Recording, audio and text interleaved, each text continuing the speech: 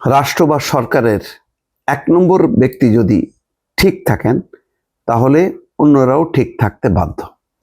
দেখেন, গত কয়েকদিন থেকে গণমাধ্যমে খবর এসছে যে তারেক রহমান একেবারে সময় মতো অফিসে আসছেন এবং প্রোটোকল একেবারে 4টা গাড়ি, কোনো রাস্তার দুই পাশে পুলিশ বন্ধ, এবং সচিবালয়ে পৌঁছাচ্ছেন ঠিক সময়, প্রধানমন্ত্রীর কার্যালয়ে যাচ্ছেন ঠিক সময়, ঠিক তিনি টাইম মেনটেন করে চলতেছেন।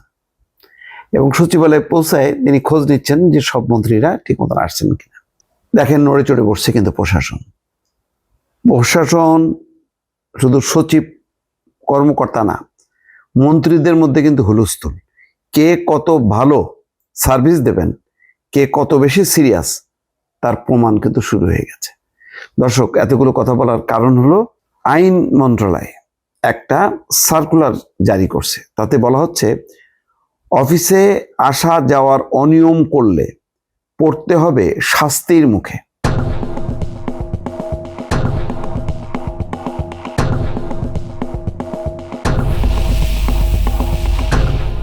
অর্থাৎ টাইমলি সকাল 9টার মধ্যে অফিসে উপস্থিত না হলে এবং সময়ের আগে বিনা অনুমতিতে কর্মস্থল ত্যাগ করলে কর্মকর্তা কর্মচারীদের শাস্তির মুখে পড়তে হবে। আজ সোমবার, গতকাল সোমবার, সরকারি কর্মচারী বিধিমালা 2019 অনুযায়ী বিনা অনুমতিতে অনুপস্থিতি, অফিস ত্যাগ এবং দেরি করে উপস্থিতিকে শাস্তিযোগ্য অপরাধ হিসেবে উল্লেখ করে আদেশ জারি করেছে আইন এবং বিচার বিভাগ। অফিস আদেশে বলা হয়, সব কর্মকর্তা কর্মচারীকে কর্মদিবসের সকাল 9টার মধ্যে নিজ নিজ দপ্তরে হাজির হইতে হবে। অফিস সময় শেষ হওয়ার আগে কেউ দপ্তর ত্যাগ করতে পারবেন না। রমজান মাসে বেলা 3:30টার আগে এবং রমজান পরবর্তী সময় বিকাল 5টার আগে অফিস ত্যাগ নিষিদ্ধ থাকবে। দপ্তর বা জরুরি প্রয়োজন হলে সেটা অনুমতি নিয়ে যাইতে হবে। এই যে বিধিবিধানটা, এটা কি মনে করেন এমনি এমনি হলো না? ওই যে এক নম্বর ব্যক্তি যেদিকে টার্ন করবে, বাকিরা কিন্তু ওই দিকেই ধাবিত হবে। আমি মনে করি যে এই যে আজকে আইন মন্ত্রণালয় এই আদেশ জারি করলো, তার মানে আইনমন্ত্রী নিজেও টাইমলি আসবেন, সবাইকে নিশ্চিত করবেন। প্রধানমন্ত্রী নিজে আসছেন, তার দপ্তরও একদম সতর্ক সজাগ, অন্যান্য মন্ত্রীরাও হবে। এই জন্য বলছি যে রাষ্ট্রের এক নম্বর ব্যক্তির উপর কিন্তু বাংলাদেশের, এটা ঠিক, এখনো আমরা যতই বলি না কেন যে প্রাতিষ্ঠানিকীকরণটা সম্ভব না। আগে এক নম্বর ব্যক্তিকে যদি ঠিক না থাকে, তাহলে আপনি শুধু বাংলাদেশ কেন, কোনো বিশ্বে কোথাও কোনো শৃঙ্খলার মধ্যে আনা যায় না।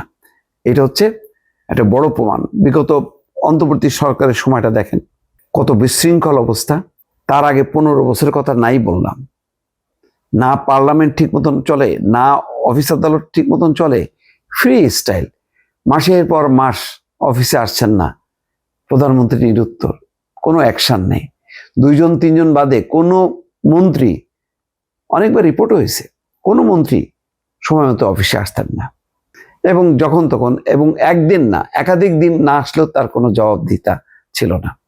এই যে বিশৃঙ্খল অবস্থাটা, এই বিশৃঙ্খল অবস্থাটা এখন তারেক রহমান পরিবর্তন করতে চান। তিনি যে সক্রিয় হয়েছে, এক সপ্তাহ না যেতেই এই দেখেন তার প্রমাণ। আইন মন্ত্রণালয় নড়ে চড়ে বসছে, এবং আমার ধারণা যে অন্যান্য মন্ত্রণালয়ও এই পথ অনুসরণ করে ঠিক থাকবে। তাহলে কাজগুলো ঠিক মতন হবে, জনগণ সার্ভিসটা পাবে, ফাইল স্তূপ আকারে জমা পড়বে না। দর্শক।